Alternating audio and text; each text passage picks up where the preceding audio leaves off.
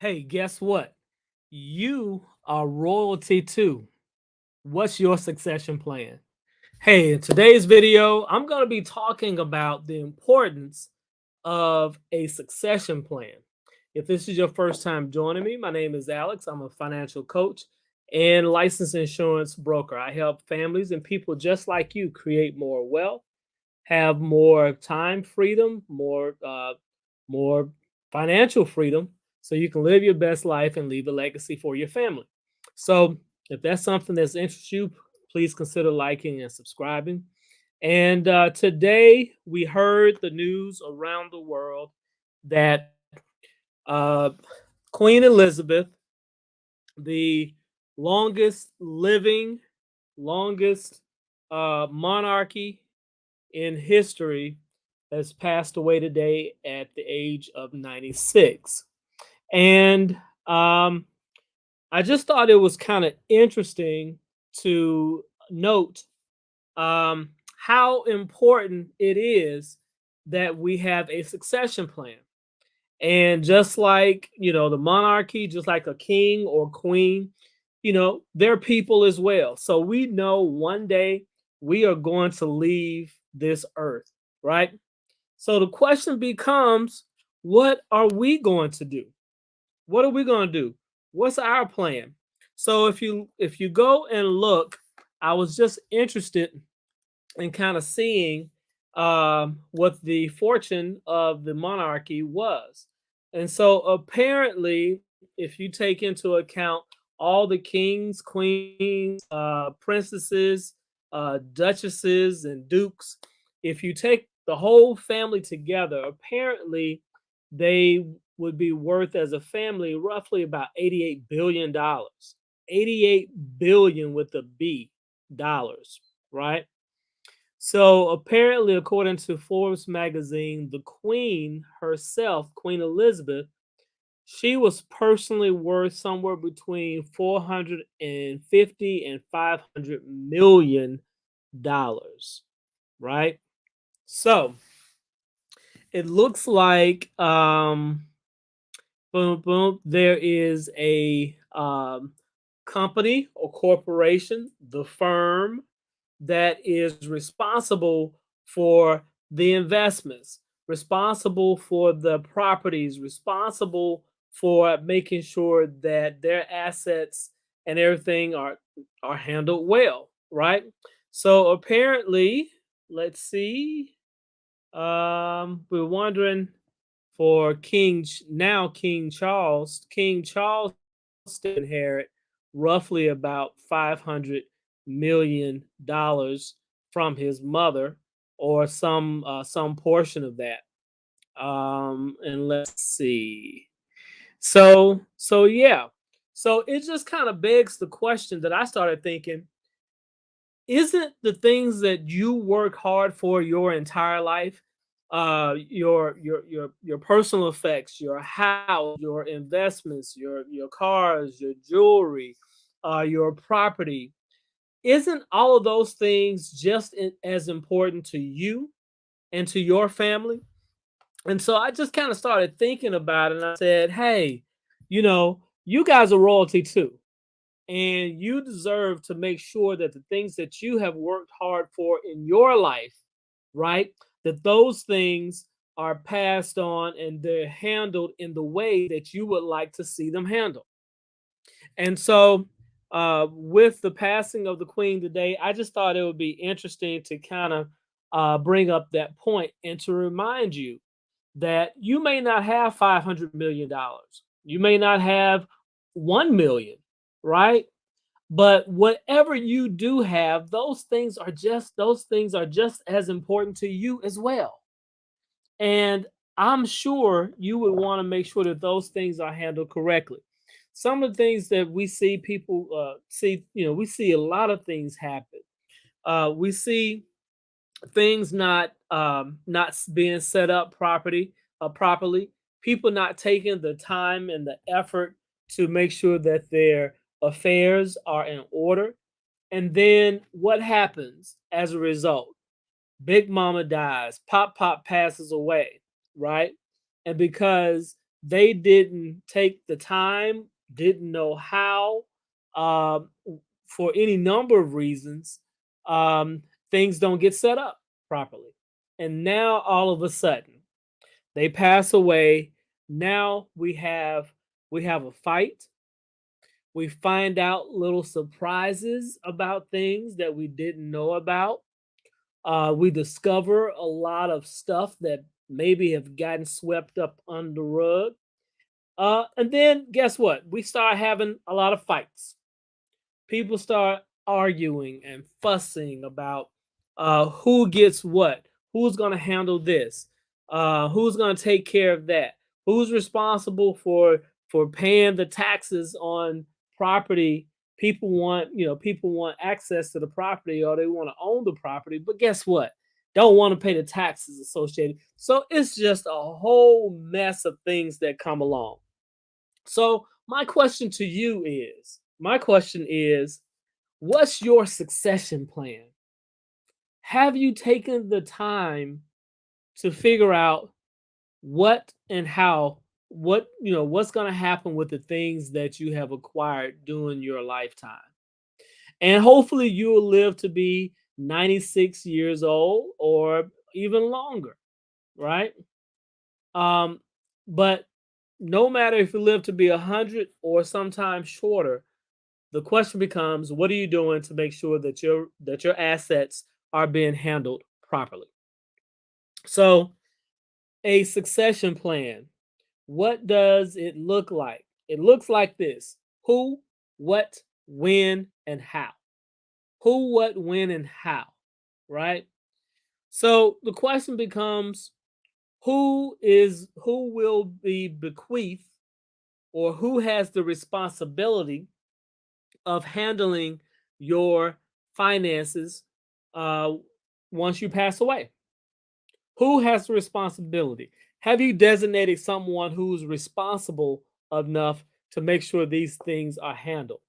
Have you designated somebody who's responsible enough to make sure that they're handled fairly and equitably, or that those things will be handled according to your wishes, right? So the first question that you need to ask about your succession plan is who? Who? Who is going to handle your affairs? Will there be a trustee involved? Will there be an attorney or someone else who's involved? Right? You want to be able to identify who the parties are and who's going to be responsible for what. Okay? So that's the first part of your succession plan. Who? The second part is what? What? What are they? What does the succession plan entail? What does it encompass? Right? So, as a financial coach and consultant, I'm always talking with people about number one, how do we build wealth? How do we accumulate assets? How do we get to a place that we're able to grow our wealth? Right? And then at some point, once we've gone through the growth and the accumulation phase, as you begin to get older, you want to make sure that it becomes less about wealth accumulation and it becomes more about preservation, preserving the wealth that you have. Because you get to a certain place that, you know what, it isn't about you trying to get. It's now about you trying to protect what you got, right? So that is what wealth preservation is all about. And then on the tail end, there is the legacy and estate planning. Legacy and estate planning.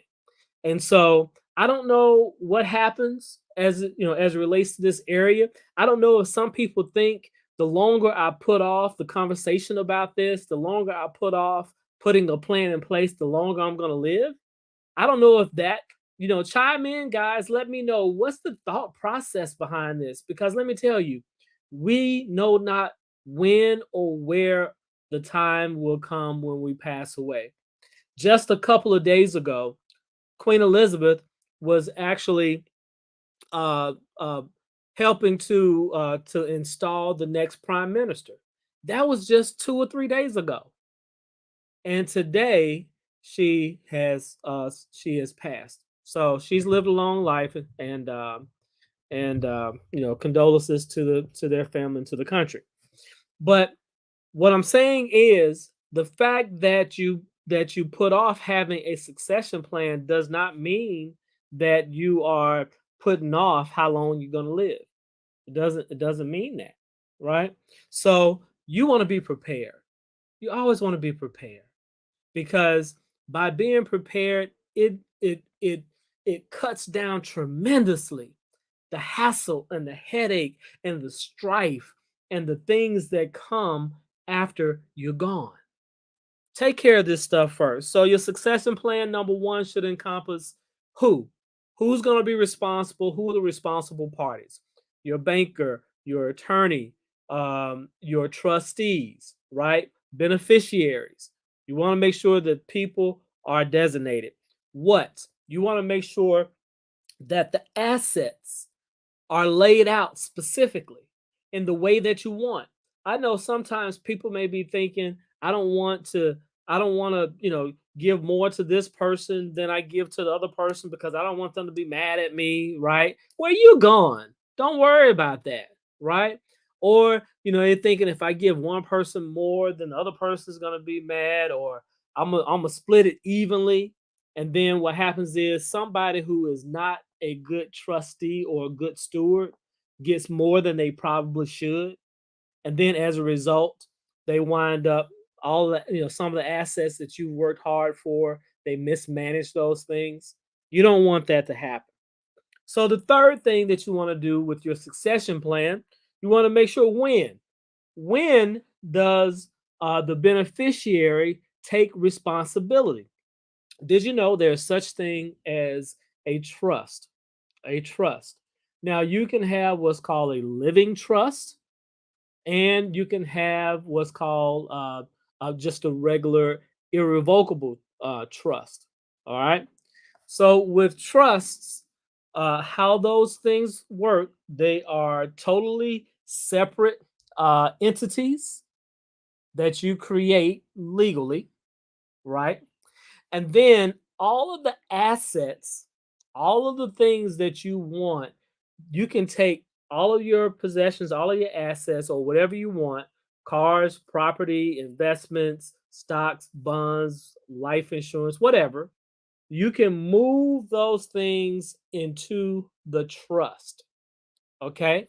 And if it is a revocable trust, it means during the time that you are living, you are able to to be in control of those assets, and you can make certain changes as to who, what, when someone would actually become a beneficiary or a trustee, or a trustee of the trust. All right. So a trust is something that becomes very, very helpful when it comes time to understanding who and when someone will take ownership or control of assets that you have set out for them. You can sometimes say, hey, maybe a person may be underaged. The beneficiary may be somebody who's underaged. So you could say this person may not get ownership of these assets until they reach 21, or until they reach 25 or 30, or they get a certain portion of it along the way. The great thing about it is you being the king or the queen, right? You know your people, you know your subjects, you know your kids, you know your grandkids.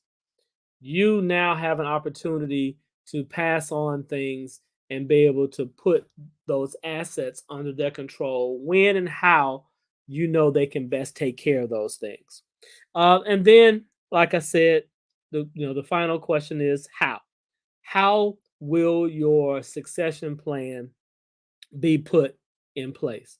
Guys, let me know if this is making sense. Let me know if you feel that the assets that you've worked hard for your entire life and the people you truly care about in your life, let me know if you think it's important that you begin to set aside the assets, and then you begin to lay out a plan and lay out your wishes. These things are so important, guys. And so, what are some things that your succession plan should encompass or cover or have in your succession plan? So let's look at it. Number one,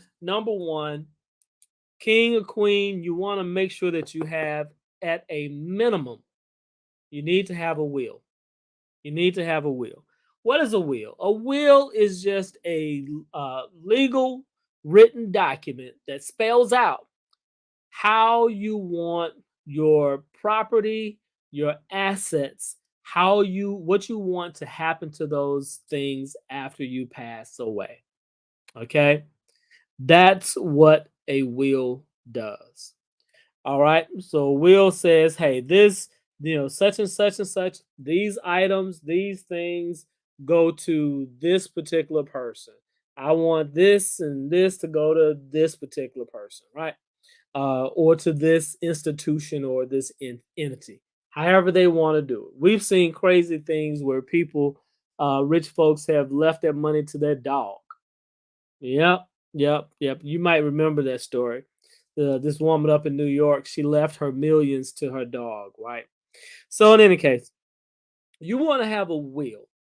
Now, in order for a will to go to become effective or effectuated, it has to go through court, and it's only through the probate process that a will actually becomes executed. Now, the thing about probate is there are cost and there is the time factor that um, goes into going to probate court and getting these affairs straightened out according to what's laid out in the will. If you don't have a will, your assets and your estate goes through probate. If you have a will, at least it's laid out and spelled out, but you still have to go through probate. Okay. So at a minimum, have a will so that way people won't be arguing, fussing, and fighting about who should get what and what should happen with various worldly assets and possessions. Okay. Now, I strongly urge you that you take it a step further. You need to set up a trust. What is a trust? A trust is very similar to a will. It spells out, it lays all the assets that you want to put into a trust, right? And that trust, if it happens to be a revocable trust, one that you're able to make changes to while you're living, once you pass away, it now becomes irrevocable. Obviously, because you have now passed away, you no longer have control over the trust. But the trust, the great thing about a trust is it now you don't have to go through probate in order for the assets to be divvied up according to what's been laid out in the trust. The will has to go through probate. A trust does not have to go through probate. Okay, so those are the two different two great things, or two differences, or the main difference between those two: a will and a trust. So at a minimum, have a will, but at best, you want to make sure that you have a trust. What else do you need? You need to make sure that you have a healthcare directive. So what is that? A healthcare directive is a document that says, hey, in the event that I'm not able to make decisions for myself regarding my health, regarding my life, or what have you, this is the person who's been designated to make those decisions on my behalf. It's important that you have that because guess what? You might not want your next of kin to be the person making that decision, right? So if you got some wishes, if you want every opportunity, everything that's afforded to you in terms of healthcare and saving your life and those things, if that's what you want, you want to make sure that it is spelled out with your healthcare directive, right? If whoever you want to make those decisions, make sure you lay it out. Or that your next of kin will be the one who's going to be doing it, and they may not be the person that you want making those decisions. All right. So your healthcare directive is there to make sure that your wishes are followed. Maybe you don't, do not resuscitate.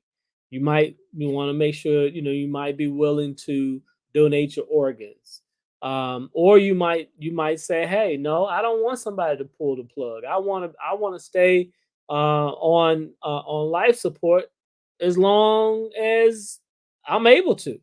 Whatever it is, you want to make sure that is laid out. And that would save so much grief, so much hassle and heartache, and so much strife and arguing within the family. Because now you have made your decision and you have told people what you want. Okay.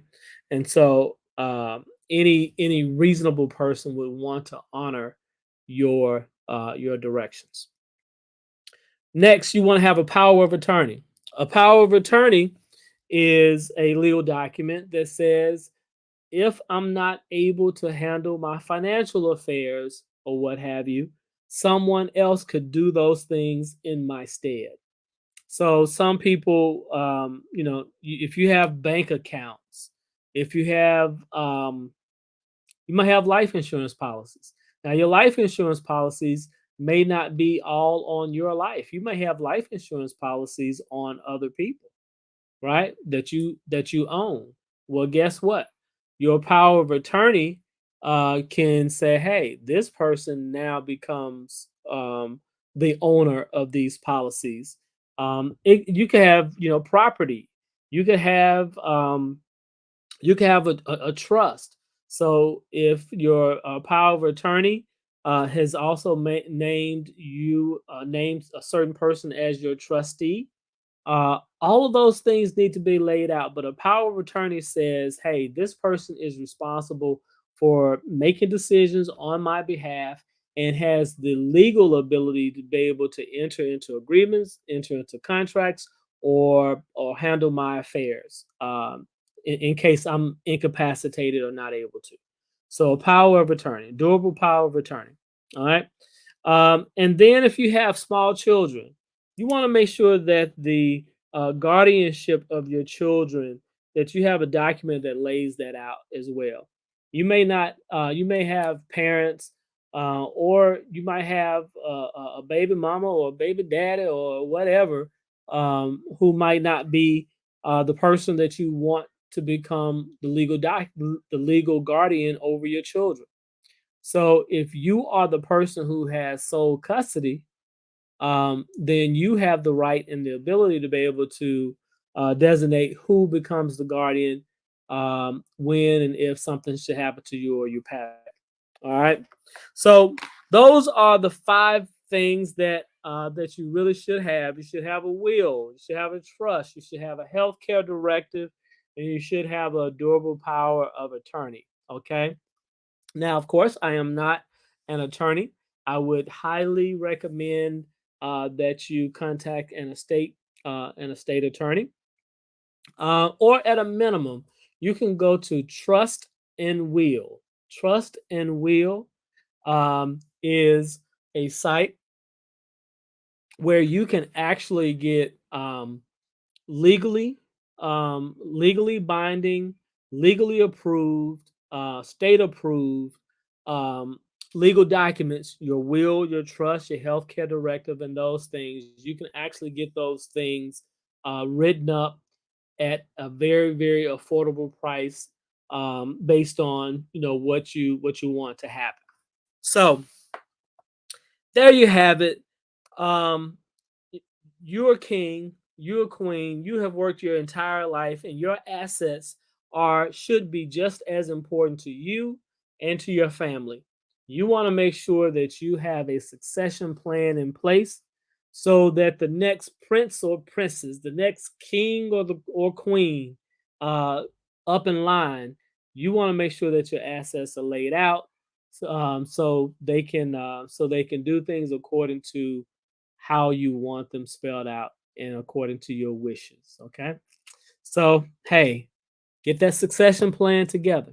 All right. You'll sleep better at night and it will cause a lot of headache, a lot less headache down the road if you do. All right. If you love them, take care of these items. All right. Take care. God bless. We'll see you on the next video.